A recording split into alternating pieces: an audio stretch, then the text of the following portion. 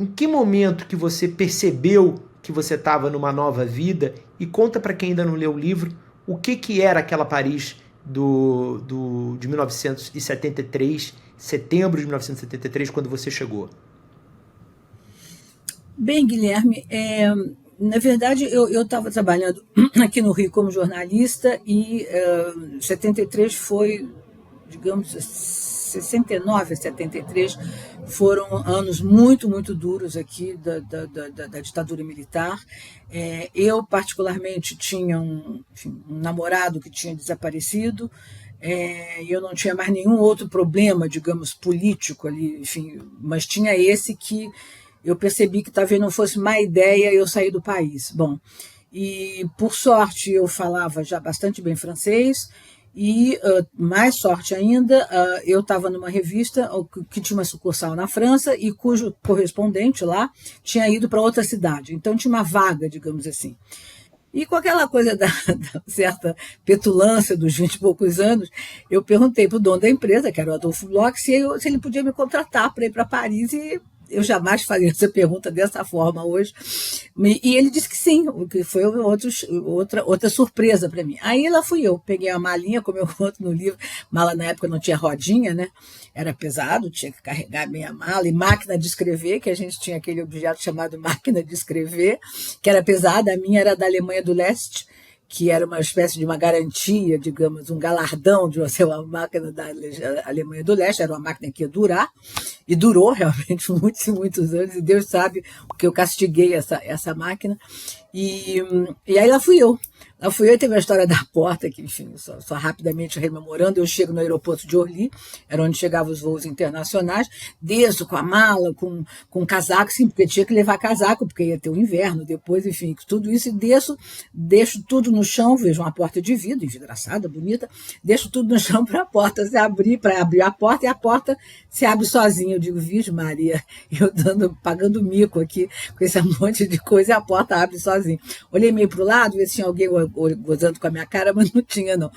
Enfim, bom, e de fato essa coisa que eu brinquei, que era uma espécie de porta se abrindo, foi mesmo, quer dizer, Paris naquela época, acho que hoje menos, mas naquela época, na minha geração pelo menos, e eu tinha estudado na Aliança Francesa, de certa forma a gente já conhecia Paris, ou de filme, ou de cartão postal, ou de músicas francesas, né? Então a gente já tinha uma certa ideia de Paris, e eu cheguei lá achando que eu já conhecia a cidade, muito bem e tal, bem. Mas conhecia, claro, quer dizer, eu sabia que havia o Champs-Élysées, sabia que havia o Arco do Triunfo, sabia que havia, enfim, algumas coisas eu sabia, o Louvre, mas não sabia mais do que isso. E aí é uma descoberta, né, Guilherme? Quando você vai muito jovem para um país desses, eu não tinha um emprego fixo no início, eu fui como freelancer, quer dizer, a Manchete topou me mandar, mas eu não tinha um salário, digamos, no final do mês garantido. Então eu tinha que ir à luta, né? Porque eu ganhava por matéria. Fazia muita matéria, porque a Manchete era um grupo grande, a Manchete era o carro-chefe de um grupo grande de 10 revistas, 8 revistas. Então dava para trabalhar para todas elas. E aí foi uma descoberta, quer dizer, de tudo, quer dizer, de onde eu vou morar, onde eu não vou, quem eu conheço. Agora, Paris, desde o início, me pareceu tanto mais saindo do Rio de Janeiro, né, que naquele momento do auge, do pior mesmo do governo Médici, que foi aquele horror na ditadura brasileira, me dava a sensação de uma liberdade absoluta. Para você ter ideia, 2 dias depois que eu cheguei, ou 3 ou 4 dias depois, houve uma imensa, tinha acabado de ocorrer o golpe no Chile, da queda do Allende e o golpe dado pelo Pinochet, e houve uma imensa manifestação, era verão ainda na França, início de setembro, houve uma imensa manifestação nos jardins da Torre Eiffel, debaixo da Torre Eiffel, aqueles jardins, aqueles gramados, em favor, quer dizer, contra o golpe no Chile. E eu fui a primeira passeata, digamos assim, que eu fui a Paris, a primeira manif, como eles dizem. E eu fiquei o tempo todo olhando para um lado, para o outro, para ver se tinha alguém com cara de agente do DOPS, do SNI, informante, bom, enfim, que me vinha aquilo do Brasil, de qualquer manifestação que você ia no Brasil, você ficava olhando para um lado, para o outro, quem poderia estar te olhando. Provavelmente não tinha ninguém me olhava, mas ninguém nem sabia que eu estava lá, que tinha brasileiro, enfim. Mas eu ficava, quer dizer, foi também difícil me livrar disso. Mas isso é um processo, né? E, de repente, como eu digo lá num dado momento, eu percebo que, na verdade, foi Paris que me adotou, né? Então, aí eu fiquei, enfim, uma longa relação, até hoje eu fico meio lá, meio cá. Rosa, como é que foi essa questão do jornalismo, né? Você chegou no início das épocas de 70, que se fazia um tipo de jornalismo na época, assim, né? Que hoje nós estamos em 2025. Como é que você vê essa diferença do jornalismo daquela época que você fazia, do tipo de apuração de coisas, de tudo, assim, com relação a o que aconteceu com o jornalismo até hoje, assim? Como é que você analisa isso e como é que isso impactou um pouco a tua maneira de ver?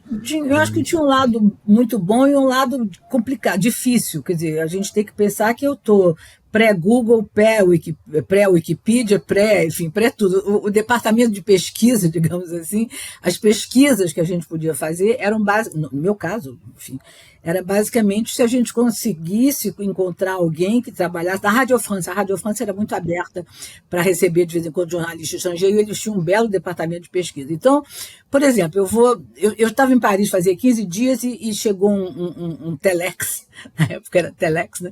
Chegou um telex da redação me pedindo para entrevistar o Charles Aznavour. Claro que eu conhecia as músicas do Charles Aznavour, mas e daí? E o que mais que eu conhecia do Charles Aznavour? Nada. Quer dizer, podia vagamente saber que ele era de uma família armênia que tinha chegado na França, isso vagamente. E fazer com o mínimo de conhecimento do futuro entrevistado para a gente poder entrevistar. Era difícil, não era fácil. Por sorte, no caso do Aznavour, o diretor administrativo da Manchete, que era um brasileiro muito engraçado, o Silvio Silveira, conhecia o cunhado do Aznavour, o Jorge Gavarrantz, e escreveu para ele dizendo, tem uma moça aqui que quer entrevistar o Aznavour e tal. Quer dizer, eu consegui furar, digamos assim, um bloqueio. Mas eu não conhecia nada, então a coisa da pesquisa era muito complicado. Eu comecei a fazer na minha casa aquela coisa que eu já fazia, eu tinha trabalhado no departamento de pesquisa da Bloch, começado a comprar 2 jornais e recortes, e eu comecei a ter pastas, eu mesma fazer pastas dos assuntos com os quais eu trabalhava. Mais adiante, na época da Isto É, eu fazia muito política, basicamente política internacional, eu tinha todas as pastas, Oriente Médio, Irã, Polônia, União Soviética, Gorbachev, eu tinha todas as pastas que eu ia recortando, porque era muito difícil fazer pesquisa. Então tinha esse lado, digamos, complicado, e demorava. Você chegava eventualmente para fazer uma entrevista com o Cortázar, tá bem, tudo bem, você sabe mais ou menos quem é o Cortázar, mas não sabe detalhes da vida dele para perguntar. Então isso tudo era difícil. Por outro lado, as matérias eram imensas, Fernando. Quando eu penso que eu tenho entrevistas que eu descobri agora, os jornais publicavam entrevistas, 10 páginas, a Manchete era um jornal, era uma revista grande. Eu fiz uma matéria, me lembro, para Isto É, que era uma revista pequena, né? Quer dizer, não tem mais nada a ver com a Isto É de hoje, mas enfim, era uma revista de tamanho Time, né? Tamanho da Isto É, da Veja e tal. Eu me lembro de ter feito uma matéria sobre alguma efeméride em torno do final da Guerra do Vietnã. Eu fiz uma matéria de 5 páginas. 5 páginas eu escrevendo. Quer dizer, é impensável isso. Quer dizer, a gente tinha uma oportunidade de fazer matérias, sobretudo de política internacional. Eu fiz muita matéria grande. Quando o Mitterrand foi eleito, em 81, maio de 81, eu fiz uma matéria de 10 lados de revista. Quer dizer, isso é impensável hoje. Então, eu acho que isso mudou muito. E também tem outra coisa, é que as notícias hoje, mas isso, enfim, é decorrência da internet. A internet mudou tudo. Eu acho que tudo não, mas mudou muito, muito. Você tem acesso ao que está acontecendo nesse exato momento. Então, o correspondente... Agora, eu sempre farei a defesa do correspondente, nós, você, eu, outros que a gente conheceu, nossos amigos, sempre, porque é a gente que tem um olhar brasileiro em cima do que está acontecendo no outro país. Quer dizer, crise do petróleo, por exemplo. Crise do petróleo, todo mundo cobria a crise do petróleo, chegava matéria no Brasil da United Press, da Associated Press e tal, mas ninguém percebia que a crise do petróleo que nós estávamos vendo em Paris tinha peculiaridades que iam atacar direto o problema brasileiro. Então, o olhar brasileiro do correspondente é fundamental para você ter uma matéria mais ligada, você puxa o que está no exterior e liga com a realidade do seu país. Isso eu sempre achei que nós, sem querer puxar a brasa para a nossa sardinha, mas eu acho que não dá para substituir, não dá para você fazer cobertura internacional só na base de agência, quer dizer. E tanto mais que nós, na França, eu já não estou mais, você está em plena labuta, a gente sabe o que interessa ao país, a gente sabe o que interessa mais ao nosso país. O seu livro, só um instantinho para fechar. Eu peguei, agora sabendo que eu ia te ver, eu peguei o Entre Aspas, que caso vocês não se lembrem, é um livro sensacional que o Fernando editou, com entrevistas que ele fez. Curiosamente, eu estava até vendo que a gente fez algumas com as mesmas personagens, né?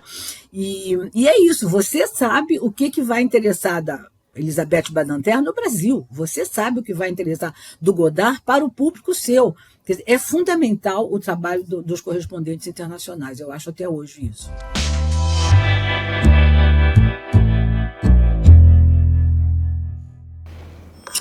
Tá com medo de estar vivendo na Matrix? Bora sair desse bug? Tec, tec, tec no Amado Mundo. Tecnologia de um jeito simples e traduzido. Amado Mundo. Dá para se informar sem surtar.